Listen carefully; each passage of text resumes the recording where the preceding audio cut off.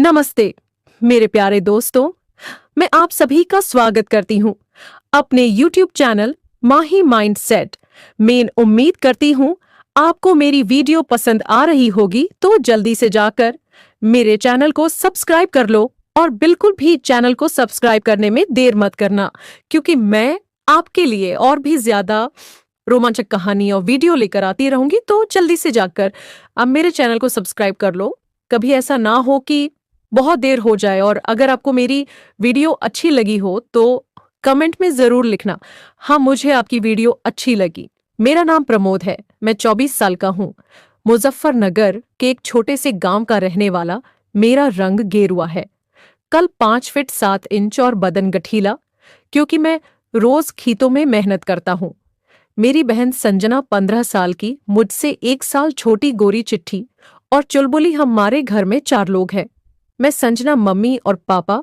Mummy 40 की है, हमेशा प्यार से घर संभालना है। पापा 50 के, सख्त मिजाज, ज्यादातर खेतों या बाहर के काम में डूबे रहते हैं।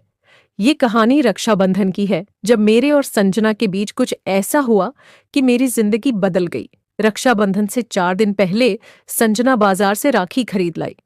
उसकी आंखों में शरारत थी जो मुझे तब समझ नहीं आई। अगले दिन मम्मी पापा नानी के घर चले गए। जाते वक्त मम्मी बोली, राजू तुम मेरे कमरे में सो जाना। हमारे घर में 2 कमरे हैं, एक मम्मी पापा का, दूसरा संजना का। मैं बरामदे की खटिया पर सोता हूँ। उस रात में मम्मी के कमरे में लेटा था। बिस्तर मुलायम था पर नींद नहीं आ रही थी।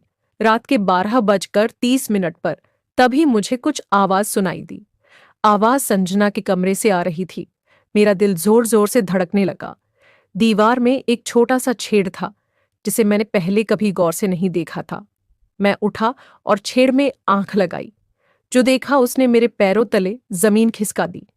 मैं चुपचाप बिस्तर पर लौट आया, पर रात भर नींद नहीं आई। सुबह में नहाकर तैयार हुआ। संजना ने खाना बनाया और खुद भी तैयार हो गई। उसने लाल टॉप और नीली स्कर्ट पहनी थी, जिसमें वो और भी खूबसूरत लग रही थी। रक्षाबंधन का दिन था। संजना ने मेरी कलाई पर राखी बांधी, तिलक लगाया और मिठाई खिलाई। मैंने उसे 2000 रुपये गिफ्ट दिए। फिर मैंने कहा, संजना मुझे एक और गिफ्ट चाहिए। वो हंसकर बोली, क्या भैया, अभी बताओ, मैं बाजार से ले आऊंगी। मैंने टालते हुए कहा, शाम को बताता हूं। वो जिद करने लगी, पर मैंने बात टाल दी। हमने खाना खाया और दोपहर को सो गए। शाम को मैंने कहा, चल तेरे कमरे में टीवी देखते हैं। संजना का कमरा छोटा था, लेकिन उसका बिस्तर नर्म और रंगीन चादरों से सजा था। हम टीवी देखने लगे। टीवी पर कोई पुरानी फिल्म चल रही थी, लेकिन मेरा ध्यान कहीं और था। मैंने कहा, संजना वो गिफ्ट, क्या तू मुझे अपनी घड़ी देगी? गिफ्ट में वो चौंक गई। क्या मतलब भैया? मैंने रुकते हुए कहा, हाँ, कल रात मैंने तुझे देखा। वह घड़ी जो तू मुझसे छुपाकर पहने हुए थी। वह चुप रही, फिर धीरे से बोली, भैया वह घड़ी मेरी है। नहीं संजना, मुझे चाहिए। वह घड़ी मैंने सब देखा, तूने मुझसे छुपाया। बस तुझसे बात करना चाहता हूं। वो चुप रही, फिर बोली, राजू भैया हम भाई बहन हैं, राखी का बंधन याद है?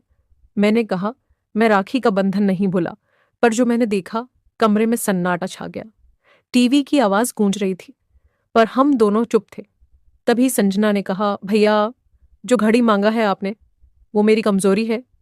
तू मेरा भाई है, मेरा रक्षक। उसकी बातों ने मुझे झकझोर दिया। मैंने कहा, तू सही है संजना, मैंने गलत सोचा, माफ कर दे।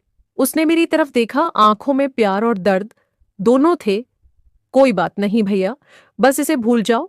उस रात में फिर बरामदे की खटिया पर लेटा संजना की बातें मेरे कानों में गूंज रही थी। राखी का बंधन मेरे लिए सिर्फ एक धागा नहीं, बल्कि एक जिम्मेदारी थी। मैंने ठान लिया कि मैं अपने मन के भड़काव को काबू करूंगा। संजना मेरी बहन थी और मैं उसका रक्षक। रक्षाबंधन का वो दिन मेरी जिंदगी का सबक बन गया। मैंने सीखा कि प्यारों और इच्छाओं के बीच एक पतली सी रेखा होती है, और उस रेखा को पार करना हमें गलत रास्ते पर ले जाता है। संजना और मेरा रिश्ता वही रहा, भाई बहन का, पवित्र और